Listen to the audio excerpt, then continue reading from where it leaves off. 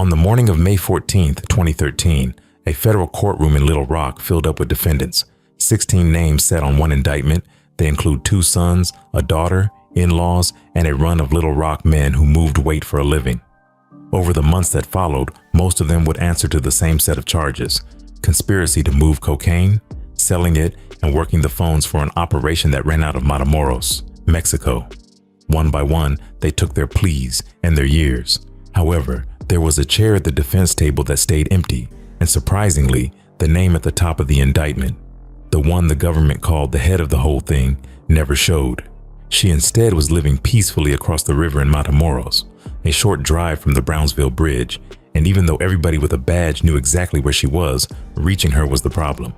Her name is Idalia Ramos Rangel, and on the street and in the federal files, she answers to La Tia, the aunt, and to Big Mama, and she carries a dozen other names besides, a small library of aliases collected over a lifetime of staying one identity ahead of the people looking for her. She was born in Matamoros in 1955, and by the time her name hit that Arkansas courtroom, she was in her late 50s, a woman who owned a sports bar, dyed her hair blonde, and drove down to Monterey when she felt like shopping. The FBI put her face on a wanted poster and hung $25,000 on her head. To the people of Matamoros, she was a businesswoman who owned a bar and kept regular hours. To the federal databases in Washington and Mexico City, she was a target with a code name and a bounty. Same woman, 2 files, and only one of them was ever going to close. The indictment named her as the top of a cocaine pipeline that started in Matamoros and ended in the trap houses of central Arkansas. The FBI says she moved into that world back in the mid-'80s, when the men who ran the border thought of women as wives and widows and nothing above that.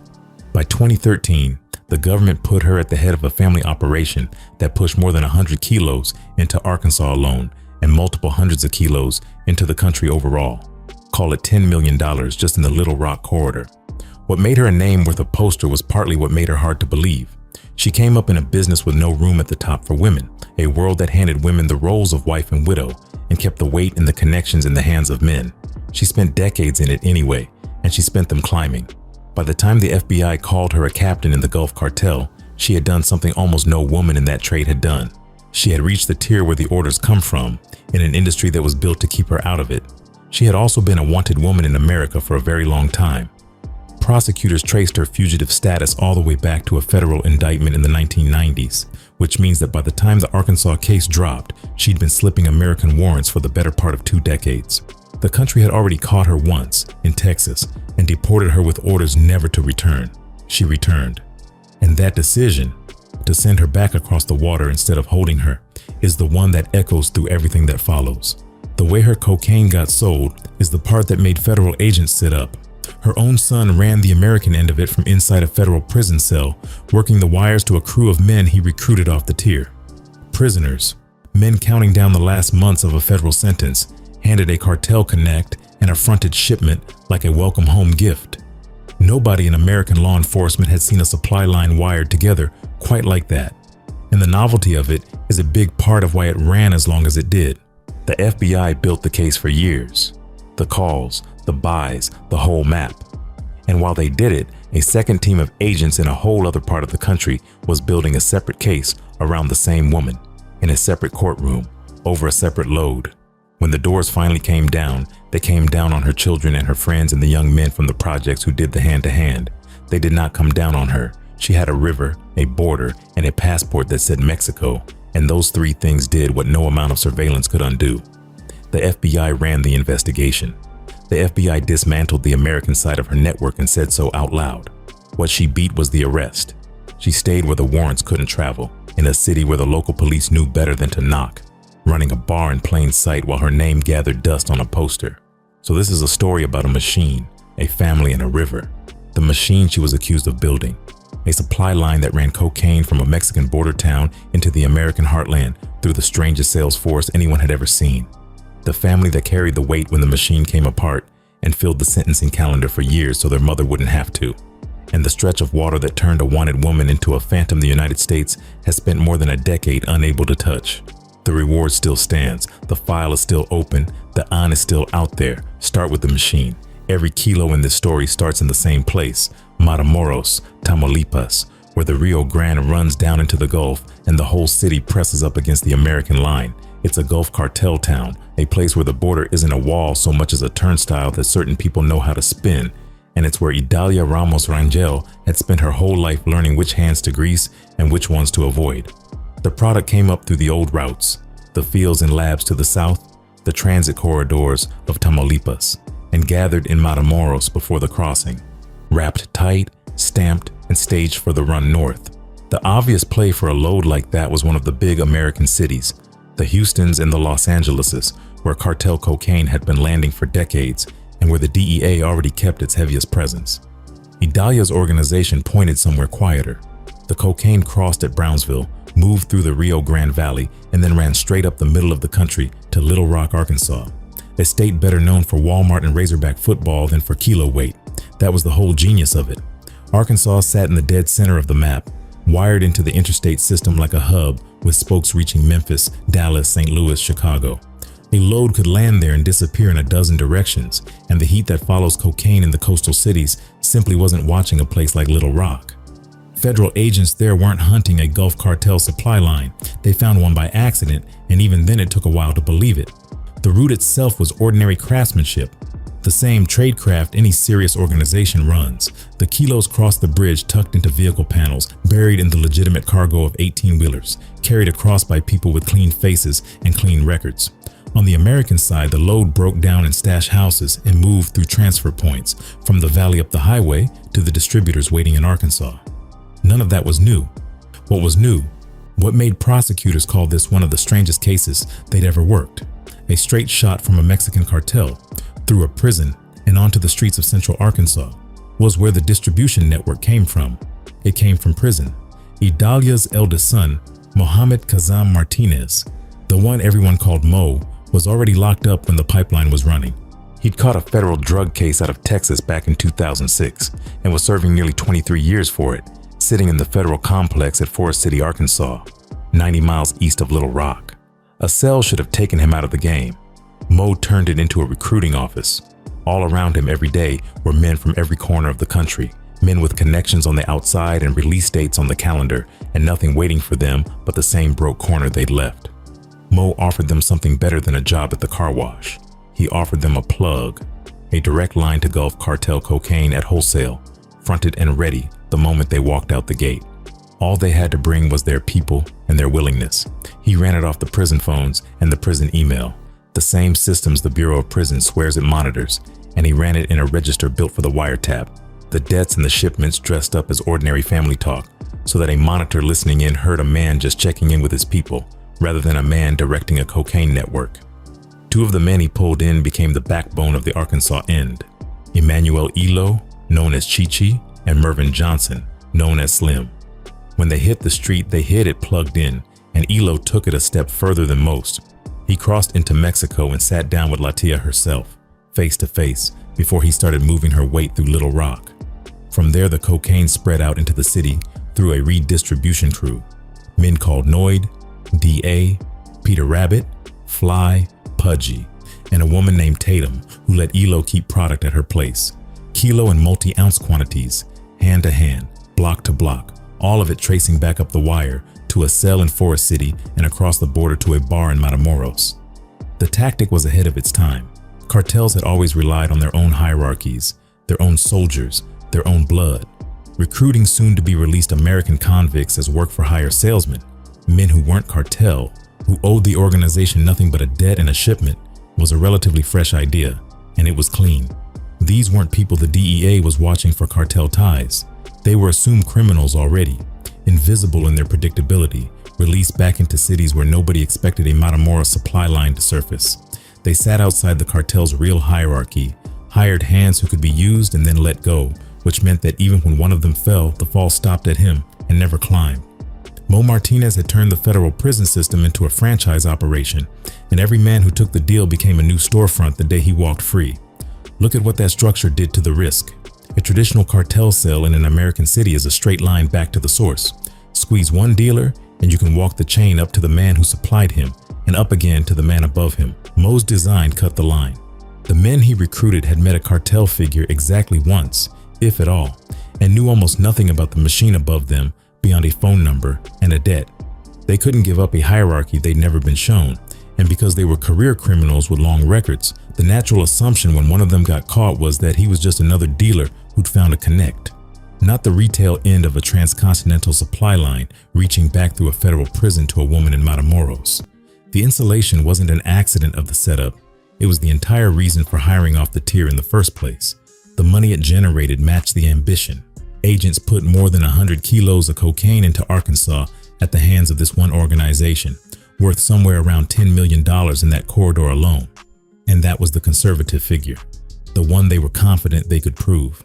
At the press conference, the government talked bigger, claiming the network had pushed north of 200 kilos into the Little Rock market, with more than 175 kilos tied to the group seized in operations around the country.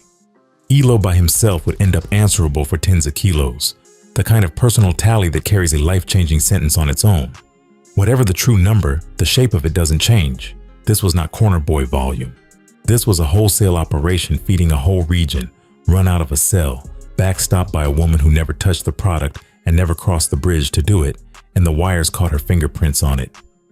In one recorded prison call, Mo leaned on Johnson over a debt, telling him straight that he owed Big Mama some money, and warning that if he kept slipping, everybody was going to get cut off. Elo, Mo, the whole line. That's the tell the whole case turned on. Big Mama wasn't a name the government dreamed up for a poster. She was the name the men in the operation used among themselves, the one they answered to, the one whose money you did not play with. The FBI stacked controlled buys on top of the wires, more than a kilo of cocaine bought hand to hand by people working for the Bureau. Each purchased another brick in a wall that was going up around the whole family, year after quiet year, while the operation kept running as if no one were listening. Then there was Texas, where a second team of agents had the same woman in its sights over a completely different load. In the Southern District, a Brownsville trafficker named Julio Cesar Cardenas went to a 2-week trial and lost, and the evidence there tied a 31-kilo shipment of cocaine, moved in the spring of 2011 and headed for Chicago, to a Matamoros supplier the witnesses in court identified as Latia, the same alias named as the same woman. Part of that load got seized on the Texas side, and when the debt behind it came due, Cardenas was caught coaching a man to settle it with a kidnapping and a bomb, because that's what a dispute with Latia was worth to the people beneath her. He drew 4 life sentences. What matters for the woman at the center of all this is the shape of it. This wasn't the FBI's Arkansas case at all. It was a drug enforcement and homeland security investigation, a different agency, a different judge, a different city. And it put Idalia Ramos Rangel at the top of the supply line by name, in sworn testimony, at the very moment she was already headlining a federal indictment 800 miles to the north. 1 woman, 2 federal districts, 2 teams of agents, and the same name at the top of both. Underneath the reach was the cover, and part of that cover was simply who she was. Authorities hunting cartel figures were looking for cartel soldiers, young men with records of violence, guns, and movement, not a middle-aged businesswoman with a salon appointment and a bar to run.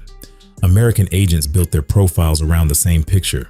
A woman at the head of a Gulf cartel supply line broke the template so completely that for years the plainest disguise she owned was the assumption, shared on both sides of the border, that someone like her couldn't possibly be the one at the top. The men underneath her knew better. Everyone else took a long time to catch up.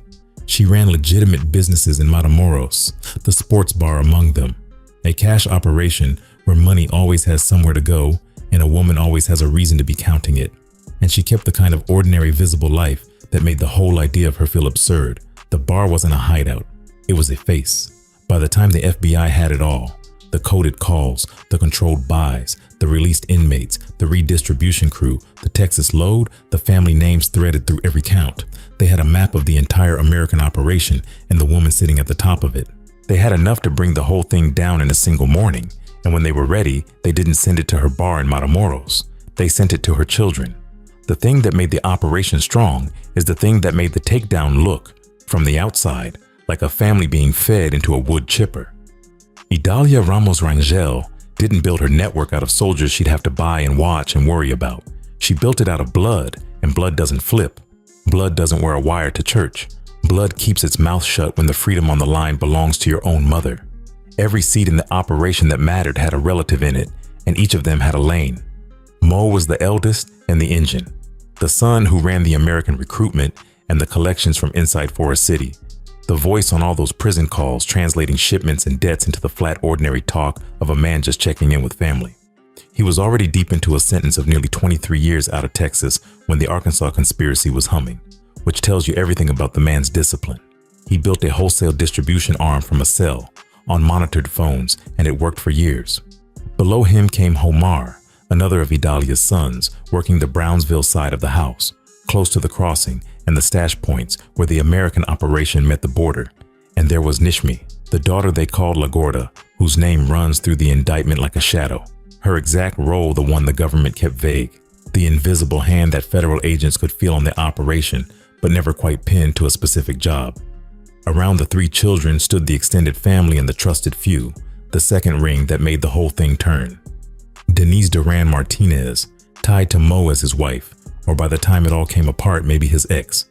Yadira Anahi Martinez, Homer's wife, both women living in Brownsville, both of them swept up as the newspapers would later call the ones linked to Mama. Jaime Benavides, engaged to Nishmi, pulled into the same net over in Austin. Manuel Garza, a longtime friend of Mo's, close enough to the family to be treated like it and charged like it. And then, at the far American end, the Little Rock redistribution crew, Noid, D.A., Peter Rabbit, Fly, Pudgy, and Tatum holding product at her house, the men and the woman who put Idalia's cocaine into the hands of the city, and in doing so, put their own names one subpoena away from hers. This wasn't a crime family in the movie sense, everybody circling the throne with a knife out, sons plotting against the father. This was a corporation, Idalia at the top as the one who made the connections and took the percentages, her children as the division heads, each of them insulated just enough from the others that a fall in one lane didn't have to collapse the rest. Family ran the operation because family could be trusted, and family absorbed the risk because family wouldn't talk. That was the design, and it held for years. Then it became the exact reason the whole thing could be taken apart in a day, because once the government had the blood, it had leverage on everyone, and everyone had a reason to protect the same woman by staying quiet and swallowing their own weight. The takedown had been coming for a long time before anyone heard the doors. The FBI's Little Rock office had picked up the thread back around 2010, when they learned that an inmate at Forest City was recruiting fellow prisoners to sell cocaine for a Matamoros cartel the day they got out. They spent the years that followed doing the slow work, watching Mo run the wires, running the buys, tracing the money, building the conspiracy count by count. A federal grand jury handed up the indictment on the 2nd of May 2013, a 25-count case naming 16 people across Arkansas, Texas, and Mexico, and it stayed sealed just long enough to get everyone in position. On the 14th, it went public, and the arrest came with it, coordinated across 2 states before the ink was dry. The indictment that morning didn't come alone either. Prosecutors filed a companion case the very same day, a parallel set of names charged alongside the main conspiracy, so the sweep hit wider than the 16 on the headline document. Most of those defendants went down in a single coordinated push. 10 arrested that day, with Mo already accounted for in a cell because a prison doesn't stop a man from being indicted, it just fixes his address. In Brownsville, the 2 women tied to the family went from relatives to defendants in the space of one morning. In Austin, Nishmi and her fiancé were taken. In Little Rock, the redistribution crew that had spent months turning kilos into street sales found federal agents at their doors. The government hadn't just indicted a woman in Mexico it couldn't reach. It had reached down through every American layer beneath her and pulled up everyone it could get its hands on, all at once. A handful of names still stayed loose that afternoon. Slim Johnson was in the wind. So was Manuel Garza and 2 of the Little Rock men, Noid and Fly. And at the very top of the list, unreachable and unbothered, sat the lead defendant herself, the one the whole case was named after, watching from Matamoros while agents kicked doors on the American side of the river. The empty chair wasn't a surprise to anyone who'd worked the case. It was the whole problem, and it had a name, a city, and a bar with the lights on. Then the pleas started coming in, and the years started stacking. The exposure on the top charge alone was brutal. Conspiracy to move more than 5 kilos of cocaine carried a floor of 10 years and a ceiling of life, and nearly everyone at that table was staring at it. Mo stood up in the summer of 2014 and pleaded guilty, taking 10 more years on top of the 23 he was already serving. A man who would leave prison old, if he left at all, for an operation he'd run to protect and enrich his mother. Homer pleaded out the same season, facing that same 10 to life range. Chichi Elo, the inmate Mo had recruited who'd driven into Mexico to shake Latia's hand, drew 20 years, and the judge on his case, Susan Weber Wright, actually landed him below the range the career offender guidelines pointed to after Elo told the court he wanted out of the life for good and struck her as a man who meant it. Slim Johnson, cast as the smaller fish next to Elo, took 10. Down the line, the redistribution crew answered for their counts, one Little Rock name at a time. The family and the men who served it filled the sentencing calendar for the better part of 3 years, and every one of those hearings had the same shape: an American defendant in an American courtroom, taking American years for cocaine that belonged, on paper, in the indictment's own words, to a woman who was never in the room. Think about Mo for a moment, because his math is the whole family's math in miniature. He was already serving more than 2 decades when the Arkansas case landed. He'd built the entire American distribution arm from inside a cell, on phones he knew were monitored, carrying all of that risk himself. And the 10 years he accepted on top of his existing sentence bought his mother nothing except time and cover. He'll be an old man when he's eligible to walk out, if he walks out at all. His brother took the same kind of exposure. His sister was charged, and so was her fiancée, his sister-in-law, and the woman who was his own wife or ex-wife. All of them pulled into a federal net for an operation that enriched a woman none of them could out-earn, and none of them would give up. That's what a family business looks like when the business is cocaine.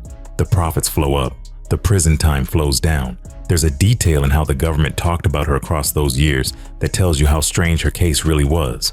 When the indictment first dropped in 2013, the language was heavy. She directs a drug trafficking organization. She's a high-ranking member of the Gulf Cartel, a captain or a lieutenant sitting in the cartel's second tier of leadership with direct access to the men at the very top. That's the Idalia of the wanted poster, the queenpin, the boss. By the time her son stood up to plead the following year, the government's own words about her had cooled. Now she was a known close associate of high-ranking Gulf Cartel members, a supplier tied to the organization rather than the woman running it. The story softened as the case matured, and that softening is worth holding on to because it's the first real crack in the legend. The same paperwork that convicted her children couldn't quite decide whether their mother was the throne or a chair beside it. It didn't change what happened to the blood. The sons went down. The daughter was charged. The in-laws, the friend, the whole Brownsville ring, and the whole Little Rock crew. Charged, arrested, convicted, sentenced, scattered across the federal system. The family that had insulated Idalia from the product had, in the end, insulated her from the punishment too. Every prosecution that landed on one of them was a prosecution that didn't land on her. And every plea that stacked another decade onto a Martinez was a decade the woman at the top would never serve. The machine had come apart exactly the way it was built to come apart. Outward, onto everyone around her, never inward, never up. And that left one name at the top of a 25-count federal indictment with nothing beside it. No arrest, no plea, no sentence. Just a wanted poster, a reward, and a woman running her bar 1,200 miles south, close enough to Texas to watch the news out of it, far enough that not one of the badges chasing her could cross the water to knock. The blood had taken the weight. The question the whole case now turned on was the one nobody in that Little Rock courtroom could answer. Why couldn't they reach her? Strip away the poster and the nickname and the legend, and the answer to why Idalia Ramos Rangel walked free is almost boring in its simplicity. She was a Mexican citizen, standing on Mexican soil, and an American warrant is a piece of paper that stops at the river. That's it. That's the whole trick. There was no master escape, no tunnel, no disguise good enough to fool a nation of agents. There was a border, and she stayed on the correct side of it, and the correct side of it was home. She did not outsmart the FBI. The FBI built this case. The Bureau ran the investigation out of Little Rock, an operation they named Dirty Bird, pulled in the Bureau of Prisons and the local police, worked the wires for years, made the buys, and dismantled the entire American side of her network in a single coordinated morning. When it was over, the prosecutor stood at the podium and thanked the FBI for its leadership, and he meant it, because the leadership had worked. Her pipeline into Arkansas was gone. Her distributors were in cuffs, her children were headed to prison. The Bureau didn't get outthought. The Bureau got a border. The one thing Idalia beat was the arrest itself, and she beat it by being a citizen of a country that America can't simply reach into and pull people out of. She'd learned that lesson young, and she'd learned it the hard way, in a moment that reads now like the origin of everything that came after. Back in the late 90s, American agents working a marijuana ring searched a house in Brownsville and found Idalia living in it.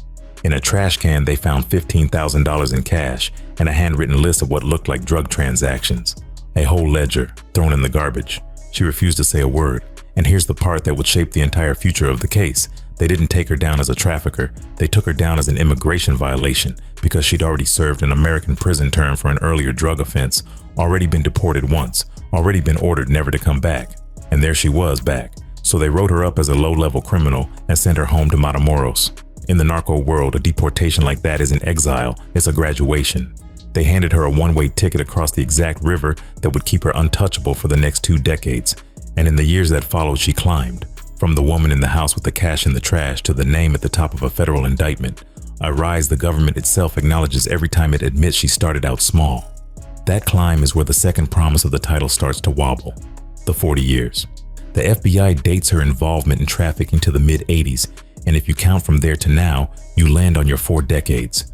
But that number's a claim about when she began, not a ledger of 40 unbroken years of empire, and the government's own record cuts against the grander reading of it. Because as late as the end of the 90s, the same agents who now call her a Gulf cartel captain were calling her a low-level criminal they deported without much thought. The conduct that actually built the case, the conduct that put her children in prison and her face on a poster, clusters in a much tighter window from around 2008 through 2013. She'd been a fugitive from an American indictment since the 1990s, and prosecutors spoke openly on the day the Arkansas case was unsealed about the years of effort behind trying to bring her in. The push never produced her. No extradition ever pulled her across. And when a reporter tried, years later, to find out whether Mexico itself had ever moved on her, they filed a formal request with the Mexican government asking a plain set of questions. Did she have any outstanding charges at home? Had she ever been arrested there, convicted, cleared, or released? And had the United States ever formally asked to bring her back? The Mexican government refused to answer any of it, and the reason it gave was her privacy. Sit with what that refusal means. To this day, nobody outside the Mexican state can say for certain whether Idalia Ramos Rangel has ever faced a single consequence in her own country, or whether she's simply a woman running a bar in a city that has quietly agreed not to see her. The math of why she stayed free runs deeper than jurisdiction, though, and it's the part that should stay with you. Catching someone like her requires pressure. Mexican authorities have to be pushed by federal pressure. Federal pressure has to be driven by diplomatic will. Diplomatic will has to be fed by public attention. And a bar-owning grandmother in her late 50s simply doesn't generate the attention that moves that machinery. She wasn't massacring students. She wasn't hanging bodies from overpasses or posting gold guns from a yacht. Her reward sat at $25,000. Real money for a tipster, pocket change for a cartel boss. And she never came anywhere near the 10 most wanted list, never got the treatment reserved for the names that force a country to act. Her documented tonnage, real as it was, put her in the range of a serious supplier rather than a household kingpin. Compare her to the names everyone knows. El Chapo got hunted across the world and dragged north in the end because he became a spectacle. The escapes, the tunnels, the bodies, the headlines that embarrassed 2 governments into working together. The pressure to bring him in was overwhelming precisely because the whole planet was watching. Idalia gave the world nothing to watch. No prison break, no viral massacre, no empire flashy enough to shame anyone into cooperating. A quiet supplier running a bar is a diplomatic afterthought, and afterthoughts don't get extradited. She kept her businesses in Matamoros, the sports bar among them, a cash operation that gives money somewhere to sleep, and a woman a legitimate face to stand behind. She used Facebook like anyone's aunt. She drove to Monterey for pleasure. She'd survived breast cancer, and somewhere along the way she changed her face, the black hair gone blonde, the features reworked by surgery enough that the FBI warns her own file photos may no longer look like her, that the woman on the poster and the woman behind the bar might not share a face anymore. Every change of hair and every trip to a surgeon widened the distance between the woman the FBI was hunting and the woman actually pouring drinks in Matamoros, until the poster itself showed someone who, in a real sense, no longer existed. She's free because a river runs between what the United States knows and what the United States can do, and she had the sense to spend her life on the far bank of it. The cocaine still crossed. The communities it landed in, the overdoses, the wrecked families, the kids raised by grandparents because the money was better than the corner it came from. Those consequences are as real as any number in the file. And they stayed on the American side too, right alongside the men who took the fall for moving it. The damage stayed north. The woman stayed south. The chair stayed empty.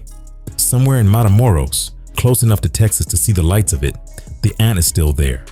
Proof that sometimes the person a whole case is named after is the one person that the case can never reach.